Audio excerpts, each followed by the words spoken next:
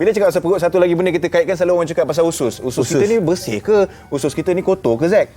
Jadi kita nak bertanya dengan siapa ni, Zack? Kalau pasal usus ni, Zack? Kita ada yang sepakar dietik daripada HPUPM, Muhammad Nazrul Asri. Sudah bersama dengan kita di talian. Assalamualaikum. Selamat pagi.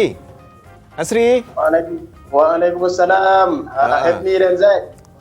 Ni kita, Asri, pagi ni kita nak bercerita pasal usus sikit lah, Asri. Bagi orang sama-sama kita belajar, boleh, Asri? Betul. Kita nak cerita pasal kesihatan usus lah. Jadi yang paling simple dulu nak tahu, Asri, pasal usus ni, macam mana kita nak tahu usus kita ni bersih ke, usus kita ni kotor?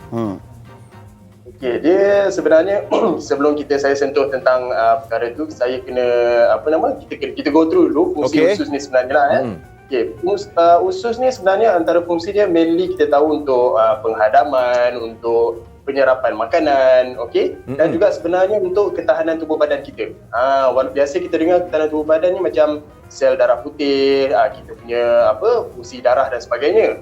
Dan sebenarnya juga dia adalah untuk proses pembuangan najis juga. Maksud najis tu dia datang daripada sisa makanan yang tidak dihadam. So untuk mengatakan menggunakan terma usus bersih atau kotor, dia agak kurang sesuai sebab memang ni kalau usus ni daripada yang usus kecil hinggalah usus besar, dan di usus besar ni adalah di mana akhirnya konten yang dikeluarkan tu adalah najis. So untuk katakan dia kotor atau bersih, dia agak bergantung kepada situasi apa yang ada di dalam keadaannya. Faham. Itu kalau kita bicarakan tentang usus yang baik ataupun kotor kan. Tapi ini adalah soalan saya rasa memang ramai dah bertanyakan kepada Asri. Sebenarnya apakah makanan yang baik untuk usus kita? Makanan nak jaga usus. Okey, yang baik untuk usus. Betul. Sebenarnya kita akan kaitkan, instead of dia bersih atau kotor, sebenarnya kita akan kaitkan dengan kesihatan usus secara general. Maksudnya kesihatan usus ni dia bergantung kepada kita kata mikrobiota usus. Mikrobiota usus ni ataupun nama dia adalah sebenarnya populasi mikroorganisma di dalam usus tu sendiri. Sebenarnya dalam usus kita ni pun ada bakteria sebenarnya. Yang mana bakteria ni selalu stigma dia ialah sesuatu yang tak baik untuk badan lah kan. Tapi sebenarnya dalam usus kita ni memang ada bakteria baik dan juga bakteria yang kita kata jahat lah, yang kurang bermanfaat. So yang baik ni kita panggil probiotik. Dia memberi manfaat dari segi ketahanan badan, pencernaan dan sebagainya. So daripada situ kita boleh kaitkan yang makanan apa yang sesuai dengan kesihatan usus kita. Dan antaranya ialah of course makanan-makanan yang tinggi serat lah.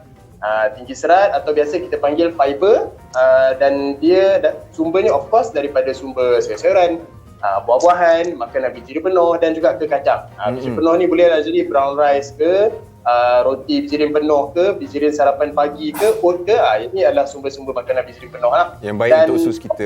Yang baik, yang baik untuk usus. Dan yang kedua dan ketiga, yang kedua adalah kita kata makanan yang bersumberkan probiotik tu sendiri. Kita tahu tadi dalam usus kita ada probiotik. Tapi kita juga perlukan probiotik daripada luar, contohnya macam Bifidobacteria, Lactobacillus, dan antara sumber makanan probiotik ni biasanya makanan yang ada fermented dah. Dia dah melalui proses penapaian. Contoh-contohnya macam dia boleh jadi tenusu atau bukan tenusu. Yang tenusu ni kita boleh kata minuman atau susu berkultur, cultured drink kan, cultured milk, ataupun yogurt. Dan satu lagi contoh yang lain ialah tempe, tapai pulut, dan juga sebenarnya boleh jadi kimchi, miso. Sekarang ni famous dengan drama-drama Korea. Saya rasa makanan Korea pun baik untuk usus rupanya. Sinonim kan dengan dalam ni. Betul. Tapi Asri nak tahu juga. Bantulah. Okey, Asri nak tahu juga pasal Asri kata dia tak ada istilah sebenarnya kurang sesuai usus kotor, usus bersih kan. Tapi macam mana pula kita nak tahu pasal usus kita sihat ataupun kurang sihat? Macam mana Asri? Okey, sihat atau kurang sihat ni dia pun agak am jugalah. Sebenarnya kalau macam antara yang biasa simptom-simptom yang kita boleh tengok, mungkin seseorang tu ada ceri-berit, mungkin seseorang tu ada sembelit kan, kemudian mungkin ada ketidakselesaan perut dan ketidakhadaman. Itu antara general lah. Dan of course secara khususnya perlu apabila jumpa doktor diagnosis dengan penyakit-penyakit berkaitan dengan usus, contoh mungkin kanser usus lah, ada jangkitan kuman dalam usus lah. Ini kita nak tahu dia, tapi secara amnya kalau tahu dia tidak sihat ataupun tidak, mungkin daripada contoh-contoh yang awal saya bagi tadi lah. Okey Asri, nak tahu last nak tahu ni Asri, ni kalau kadang-kadang pagi-pagi orang ada juga ramai juga yang ada masalah nak membuang tu tak lawas Asri. Antara benda yang kita boleh gunakan bagi lawas sikit.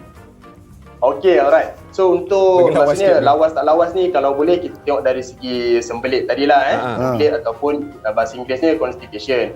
So cara pemakanan untuk kita kata improve masalah pembuangan tidak lawas ni adalah dengan makanan tinggi serat yang macam saya sentuh awal-awal tadi. Maknanya dia ada kaitan secara kesihatan usus tu sendiri, kemudian dengan kesihatan dari segi untuk membantu masalah sembelit ni.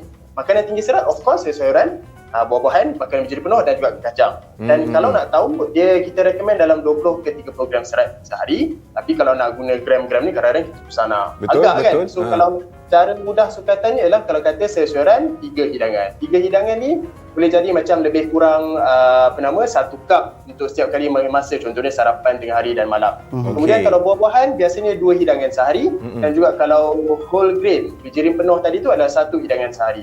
So formula dia adalah 3, 2, 1. Dan akhir sekali selain daripada makanan tinggi serat ni sendiri ialah perlu minum air yang sangat cukup. Betul. Kalau tak nanti lagi susah nak buang najis, sebab najis keras dan kering. So dengan ada air ni lebih lembut dan lebih mudah dikeluarkan. Dan akhir sekali kena ada kain putih. Okey, saya dah ingat dah 3, 2, 1. Itu kita belajar hari ni, tapi itulah kita banyak lagi nak cerita tapi kesuntukan masa sikit ni. Betul. Terima kasih Asri berkongsi dengan kita pasal usus ni, usus sihat, usus tak sihat, usus bersih tak bersih ni. Nanti ada masa kita berjumpa lagi Asri. Terima kasih Asri. Terima kasih. Assalamualaikum. Terima kasih. Itu dia. Ha. Jadi sebenarnya F ni macam-macam telah kita kongsikan bersama semuanya.